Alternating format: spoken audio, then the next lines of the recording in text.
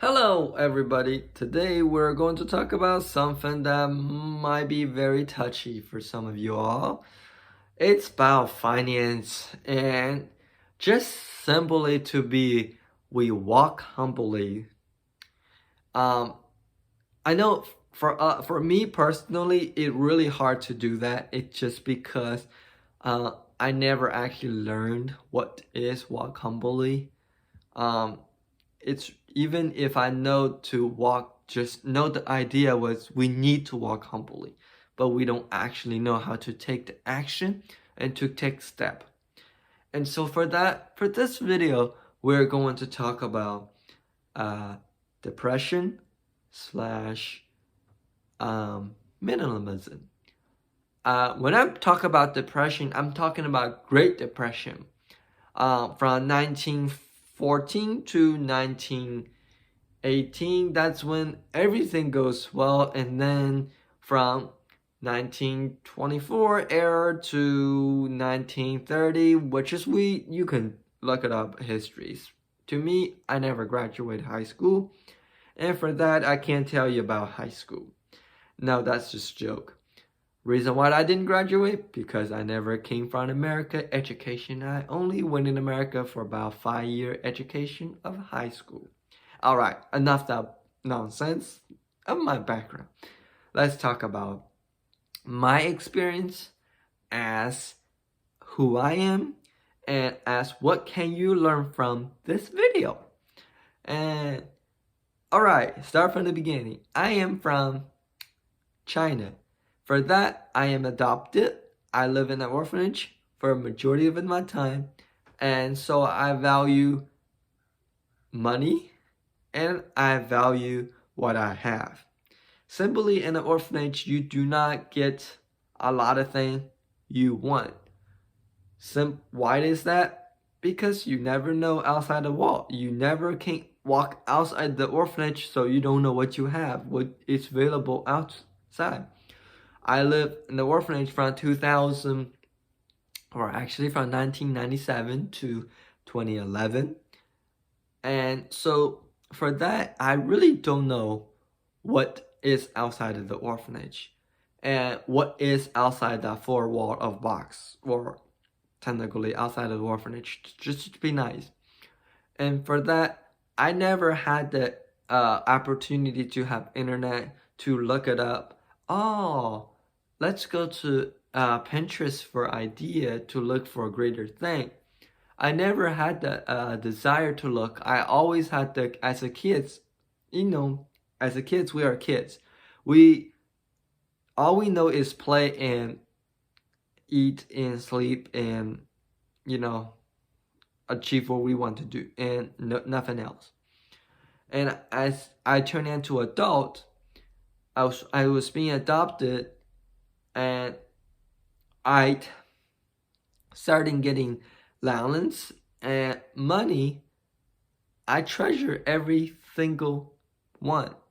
And just to give a background of my adoption financial picture is every week on Sunday we will get $2 for saving, $2 for spending, and $2 for giving. You might say, well, the giving part is probably Christianity aspect of it. Yes, you are correct. Simply because that's what my parents told us or teach us. Now,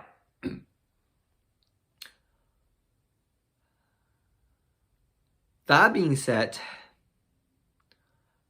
when we have opportunity of $2 every week, I'm always extreme saver.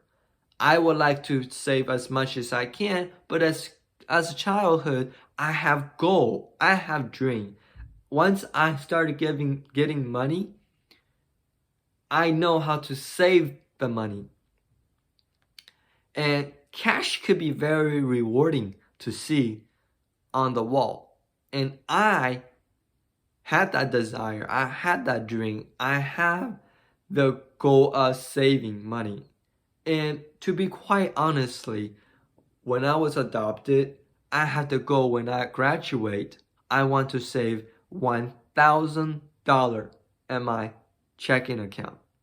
And theoretically, I'd achieved that. I did it. I exceeded. And it was really happy because I just simply want to save $1,000 before I graduate. And I did that. I did above and beyond. I saved a total of 3,000 give and take dollar. And I really quite proud of myself. And for that, I value what I have. I value what I could achieve in life. And I truly appreciate what I accomplished. And for that, I like to teach other people to do the same thing.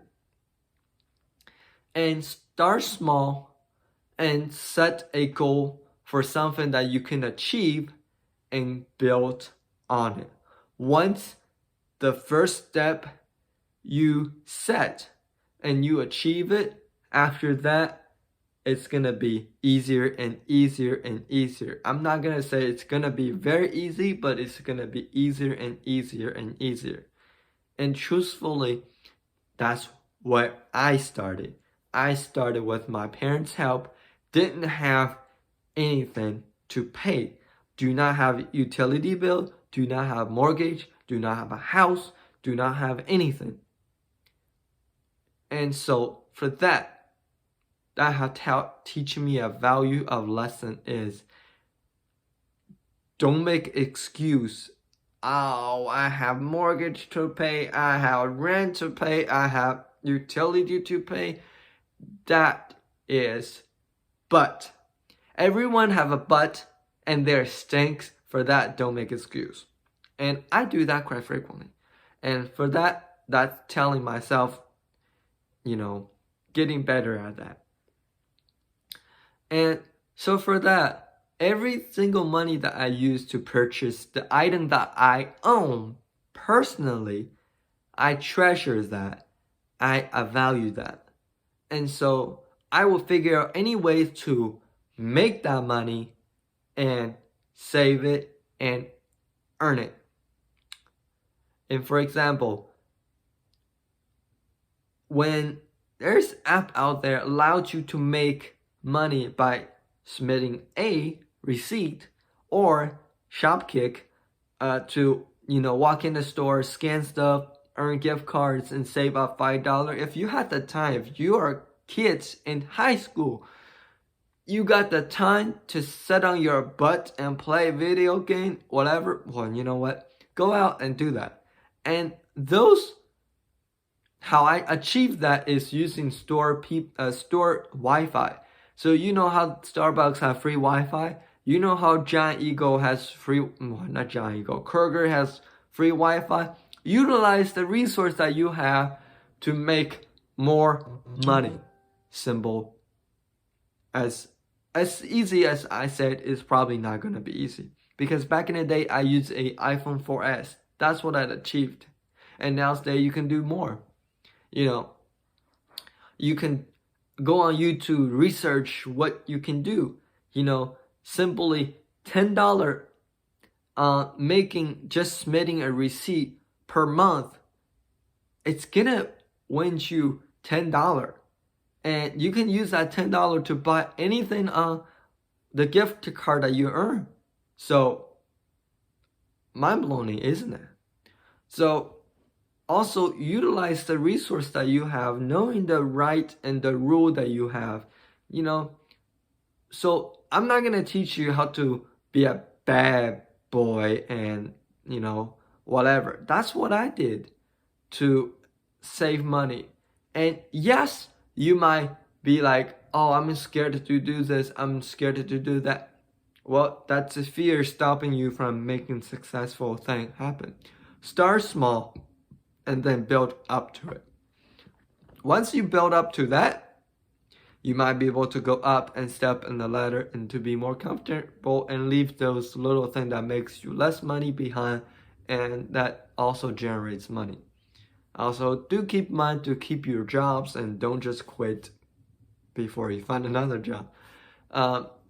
I personally think, truthfully, Do appreciate what you have. And as my grandparent had taught me or teach me, have shown me, is waste not, why not? And my grandpa will be a perfect example for that. Is because he is very frugal and he is very smart and what he want in life. And wasn't for him, if wasn't for what I have, wasn't for the circle that was my support system, I would not have achieved what I have today. My parent is the biggest advocate, especially my parent, grandparent, or my great grandmother.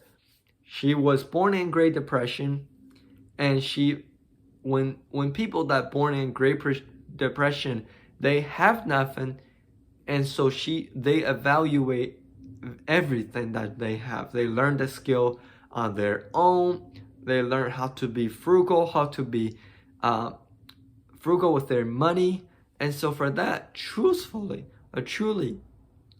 I love to continue to learn something that if I could possibly continue to learn, which is now my great grandparent had passed away, and now it's up to my generation to build on that and not forget what we as I am come from, or in a city of orphanage and barely know anything about anything. So, but that being said, I truly think if anybody down the comment section had lived through that experience, you should know, or you will know, or if you hasn't know, don't forget where you come from and don't leave your past behind because you're whatever. Like Steve Josh, live the simple life and don't let life be the clutter of your life. So that is my talk, and thanks for watching, and I will see you guys on the next one. Peace out.